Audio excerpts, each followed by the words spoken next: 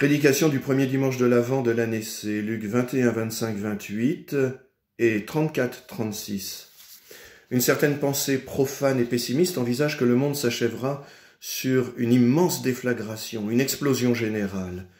Et aujourd'hui, Jésus lui-même nous dit que le magnifique ordonnancement de toutes les choses ne sera plus. Alors comment réagir dans notre vie quotidienne ? Le Christ répond, n'oubliez pas que Dieu est un Dieu qui vient. Alors si nous sommes encore sur terre, lors de cette déflagration définitive du monde, nous serons dans la sidération et celle-ci sera positive. Nous constaterons qu'il était tout à fait justifié de présenter Dieu comme un Dieu qui vient. Très bien, mais qu'est-ce que cela change au quotidien ? Bien justement, le Christ nous invite à nous préparer à l'événement final. Luc 21, 36. « Restez éveillés et priez en tout temps, ainsi vous aurez la force d'échapper à tout ce qui doit arriver et de vous tenir debout devant le Fils de l'homme. » Je répète les références, Luc 21, 36. Il y a quelque temps, Jésus nous avait présenté la fin des temps comme un événement de salut, 33e dimanche du temps ordinaire. Et là, aujourd'hui, il ajoute un élément qui concerne notre vie quotidienne. Il nous invite à préparer cet événement. Bien évidemment, il s'agit de la prière, et le Christ le dit lui-même dans cet évangile. Très bien, mais quelle prière ? Quelle forme de prière ?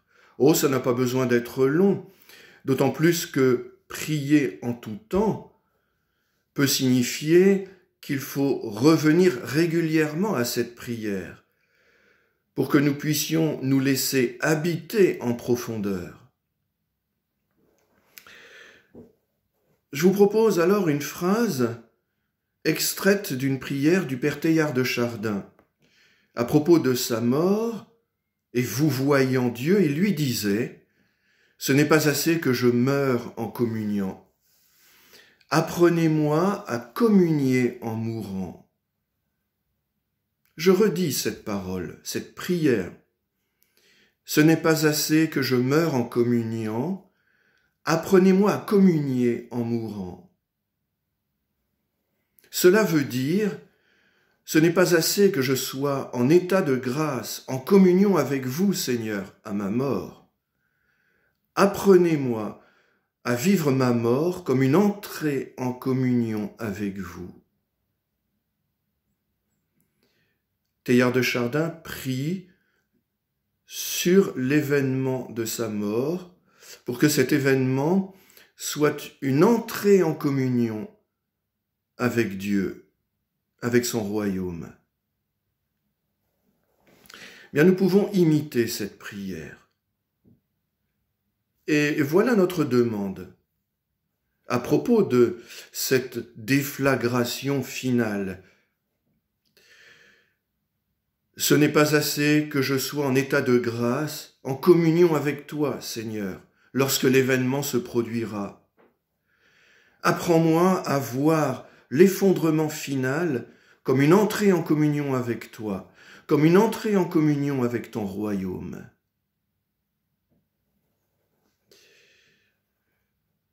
À cette prière, le Christ nous donne la force de tenir debout à la perspective et au moment de l'événement qu'il nous annonce au début de cet évangile, au cas où nous serions encore vivants sur cette terre quand l'événement se produira.